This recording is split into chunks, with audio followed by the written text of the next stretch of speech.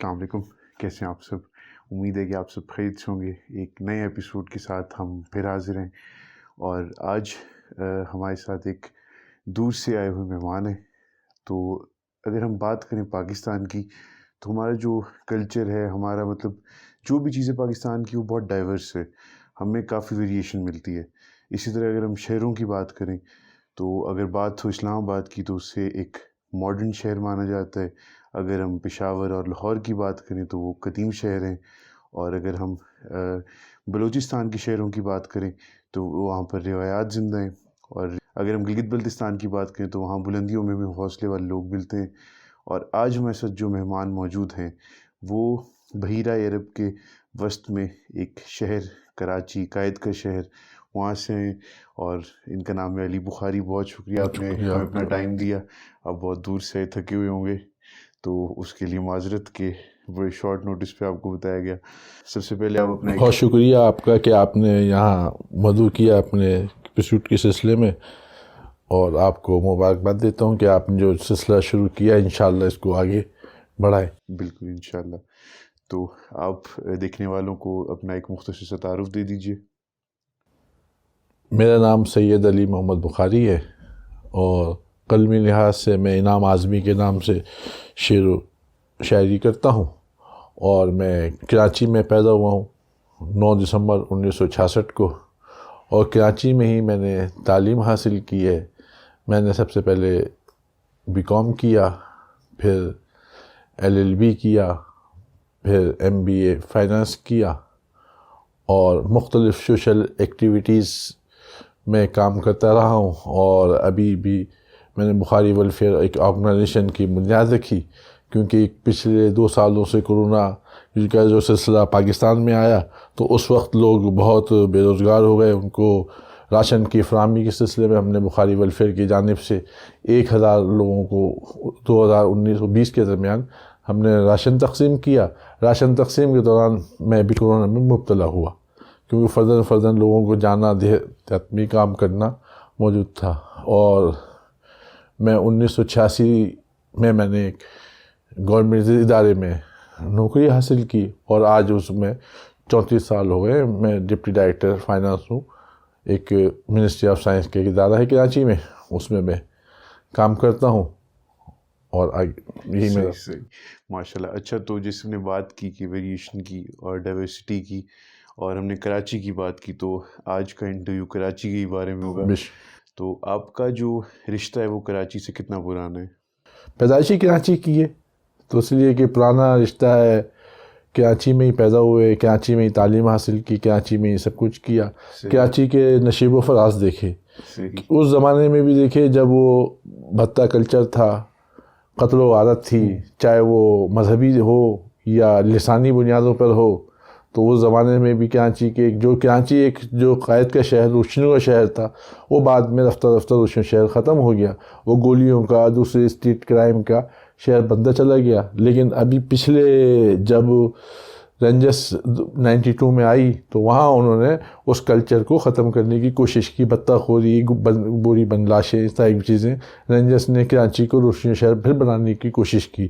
لیکن ابھی پھر حال ہی میں تقریباً 2-3 ماہ سے پھر اسٹریٹ کرائم کی تعداد وہاں بڑھنے لگی، دیکھا کہ پولیس والے بھی انوالو ہو گئے۔ ابھی حال ہی میں آپ نے دیکھا ہوگا کہ رکشے میں خاتون جا رہی تھی، اس کی چوڑی دیکھی، اس نے اس کو ہٹ کیا، جب اس نے والدہ نے اس کی بیل بجائی تو وہاں سے اس کا بیٹا نکلا، تو اس نے جو ڈاکو تھا یا جو بھی تھا اس نے اس کے بیٹے کو مار دیا۔ ابھی اس کی ایک ہفتے پہلے شادی ہوئی تھی، ٹھیک ہے، تو وہ صورت میں بعد میں جب پتہ چلا تو وہ پولیس کا یعنی کہ عادی مجرم تھا، وہ پولیس میں نوکری کرتا تھا۔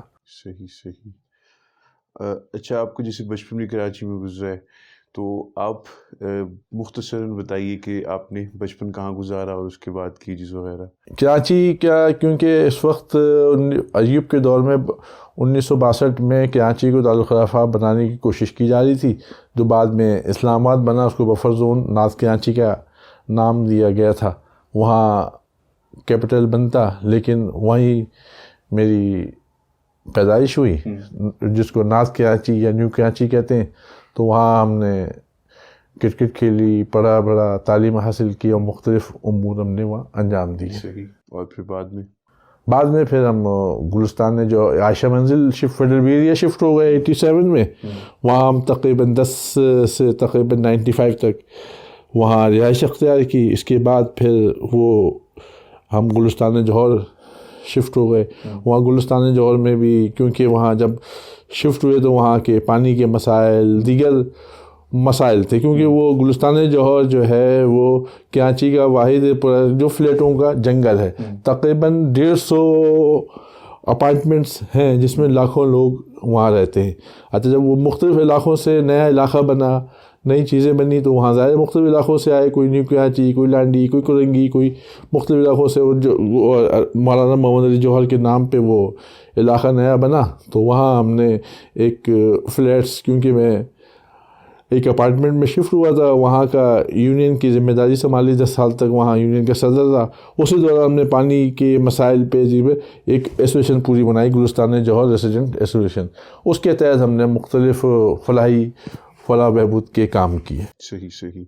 ویسے ہر کوئی جیسے اب ہم جیسے ڈیر اسماعیل خان سے تو ہر کوئی اپنے بزرگ سے اپنی شہر کی کہانیاں سنتا ہے, تو آپ نے بھی کوئی سنی ہوں گی, تو آپ کو وہ ان کہانیوں میں اور اپنی آنکھوں دیکھے کراچی میں کیا فرق لگتا ہے؟ کیونکہ کراچی ایک منی پاکستان ہے. مختلف لوگ کراچی میں روزگار حاصل کرنے کے لیے آتے ہیں, اندرون سندھ سے بھی آتے ہیں, پنجاب سے بھی آتے ہیں, اور پشاور سے بھی, مختلف کوئٹہ سے بھی, بلوچستان سے بھی, کیونکہ ایک کراچی ایک اکنامک شہر ہے, ہر آدمی کو پالتا ہے, اور مختلف کم خرچ پہ وہ یعنی کہ آدمی سروائیو کر سکتا ہے, گزارا کر سکتا ہے. تعلیم بھی وہاں, ایجوکیشن بھی وہاں اچھی ہے, تو اور مختلف, اور وہاں کے اسپتال بھی بہت اچھے ہیں, کیونکہ لوگ آغا خان اسپتال یا خیر نیشنل اسپتال مختلف علاج کے لیے بھی آتے ہیں.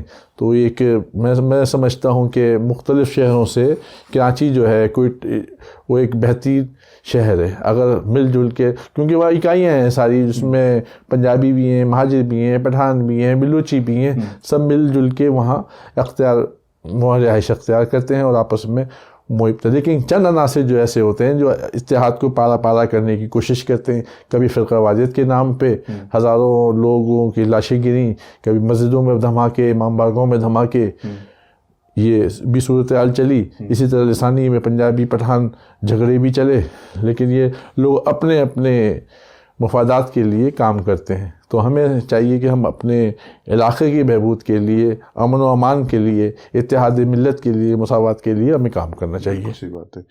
اچھا, اگر آپ پچھلے 10 سال میں دیکھیں تو آپ کو کراچی پہلے سے کس طرح بہتر ہوتے نظر آیا ہے؟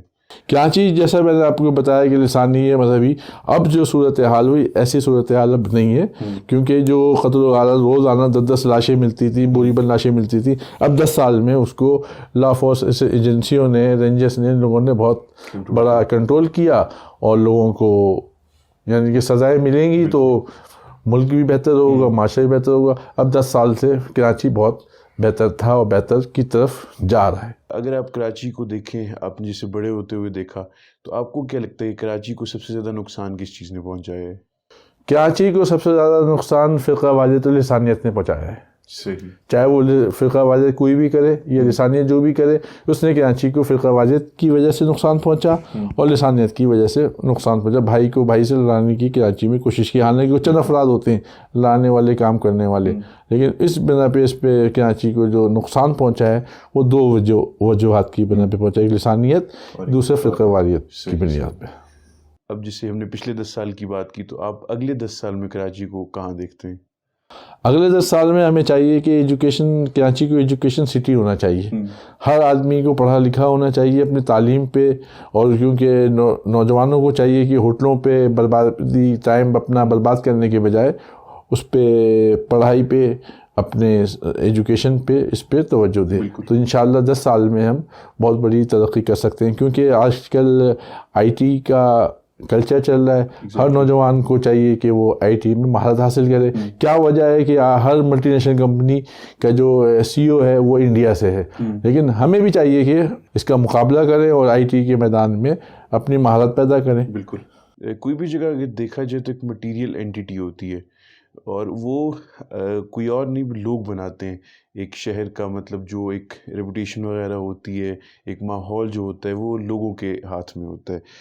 تو آپ نے کراچی کے لوگوں کا ایٹیچیوڈ اس طرف کس طرح دیکھا ہے؟